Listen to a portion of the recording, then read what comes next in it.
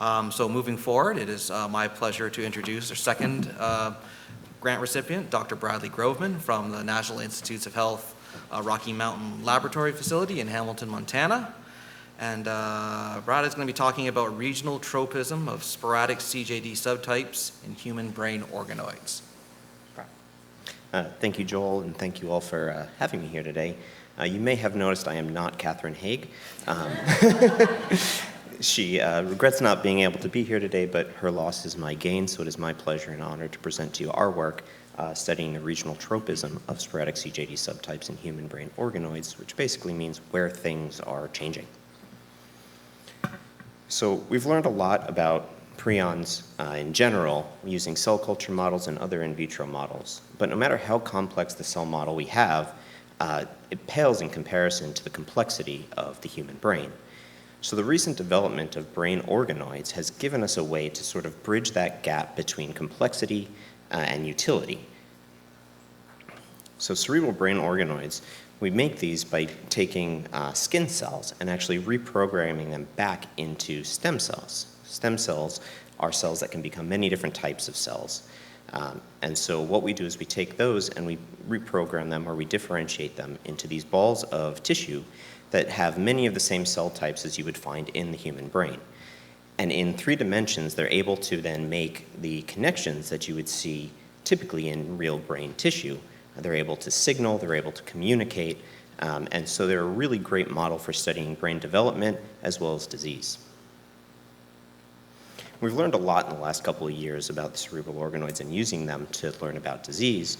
We've been able to infect them with various subtypes of CJD, which Leo gave a great introduction to, so I don't have to.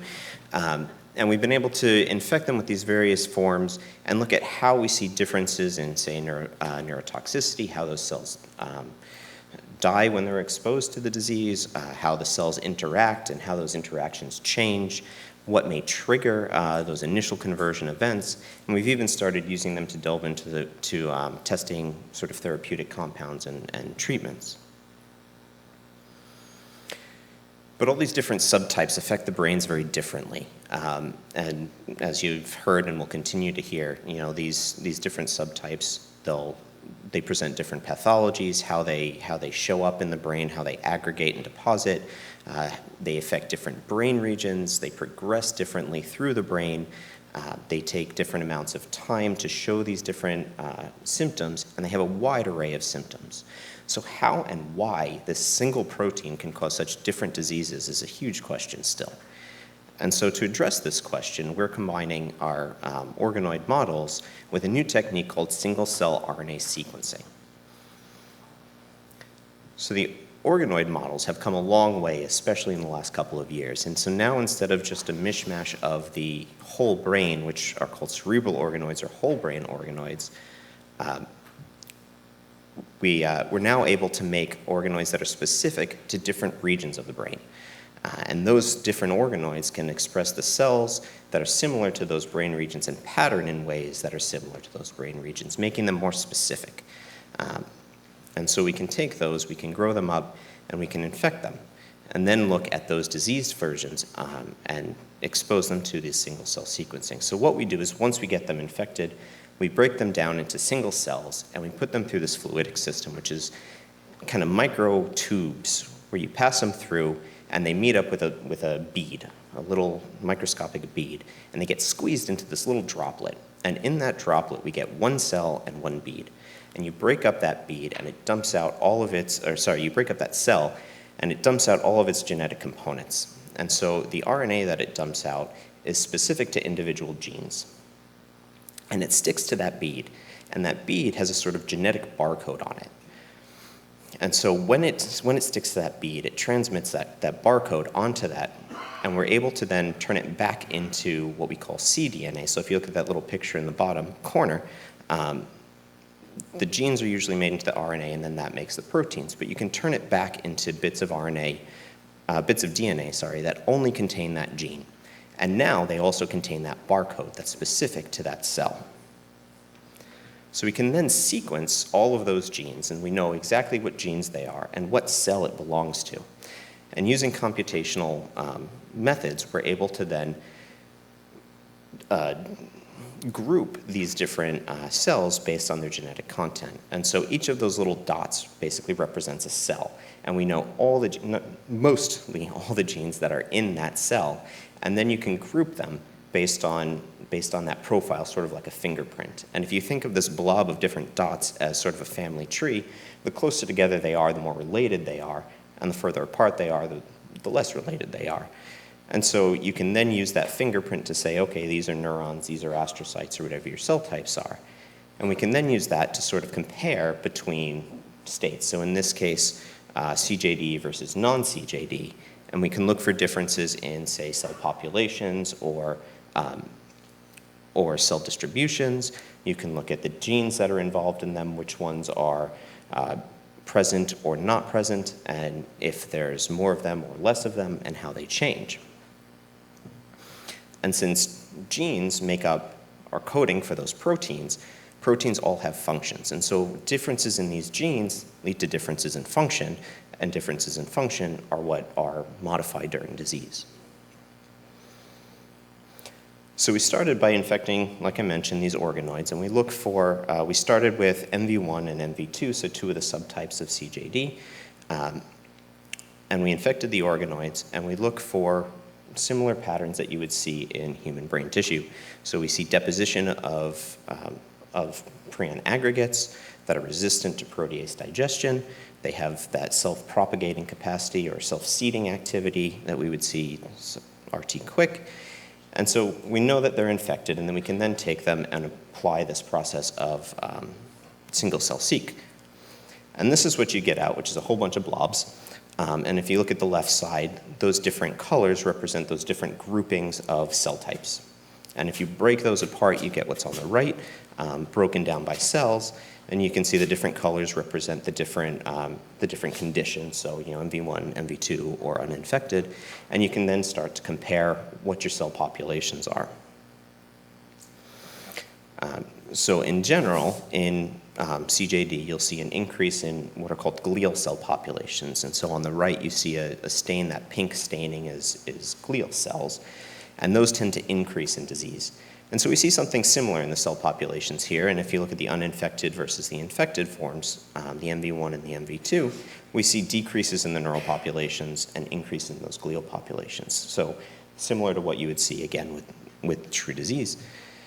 And to give you an idea, we take from each of these different conditions, we were able to isolate between 3,000 and 5,000 cells. Each of those cells we were able to isolate a couple of 100,000 genes, totaling about 1 billion genes per condition that we're trying to sort through. So you get a vast amount of data here to try and dissociate differences between these. And so there's nothing wrong with the screen here. This is not a test of your emergency broadcast system. These are called heat maps, and they're a way of simply looking at how genes are changed, the levels of the change in the genes between different conditions. So if you look at they're kind of in sets of 3 columns, those are each of your conditions, and then each group of 3 is sort of a different cell type, and each of those little bands across is a single gene. And so you can look at how those genes are up and down, and all I really want to take away from this right now is that there's a vast amount of differences, especially both between MV1 and MV2, as well as between infected and uninfected. So if you look at that very top left, you can see that the MV1 and MV2 are white or blue compared to the red, which means both of those are down compared to the uninfected, but maybe in MV1 that's even more down. And so that gene may be something that we want to pay more attention to. And again, since genes make proteins and proteins have functions, they're involved in different processes, different things that the cells do. And so you can look at all of these genes and take them to figure out what pathways they're all involved in. And then you can start to dissociate or break down and simplify and find out which ones are common. And so, for example, in MV1, versus MV2, or pathways that are common in just disease. And so you can find sort of common themes here. And so just as an example, in MV1, some of the more common pathways that we see targeted are sort of axonal guidance and calcium signaling, which is kind of that hand at the bottom of the cell on the left, I think it's left, that where that reaches to communicate to the next cell and how it sends out those neurotransmitters. So those pathways are modulated in MV1 versus MV2, where we see differences in, say, neurite growth and endocytosis signaling, which is the other end of that neuron, kind of the spiky hair, where those reach out to receive signals from the other neuron, or the blue cell on the right, how they take those neurotransmitters and make those signals. And so when you look at it as a whole in the common pathways, you see synaptic function as one of the modified pathways. And you can see how that would happen. If one side of the communicating cell is disrupted in one disease, the other side is disrupted in the other's disease, well, common to both of them is how those cells communicate.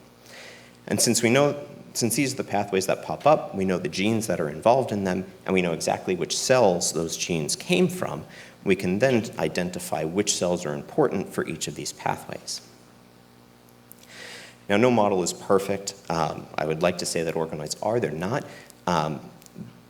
Organoids are a little bit more on the developing side, and so they have a lot of cell types that we wouldn't necessarily see in the adult brain. But that's okay, because now we can know that we can sort of take our focus onto the cells that are important in disease, such as neurons, and really start to focus on what is going on in those, or astrocytes, or whichever cell types that we think are important. And so just as an example, we can find a gene that we think is important, and that gene, we know which pathways it's involved in. Well, we can dive even deeper now and say, okay, these are the genes that are involved in each of those pathways and how they're related. And then we can find all of the disease processes that all of those are involved in, and it gets very complicated. But we can then sort of paint a picture from all of these, break it down and find the commonalities, and really sort of start to understand where these come together, what processes are involved in the different sorts of diseases, and really try and find targets that we can then use to generate maybe therapeutic treatments now that we can understand which cells are involved, which pathways are involved, and which diseases cause what. So with that, I mean, we're just kind of scratching the surface here, and this is sort of the data that can keep on giving and finding more and more information. So there's a lot that can be found from here. But I'd like to thank, my lab, particularly Catherine Haig, again, she couldn't be here, our collaborators and our funding sources, and of course, thank you all of you for your continued support, and particularly the families involved in helping us do this research that we're really excited about, and we hope you are too. So, thank you.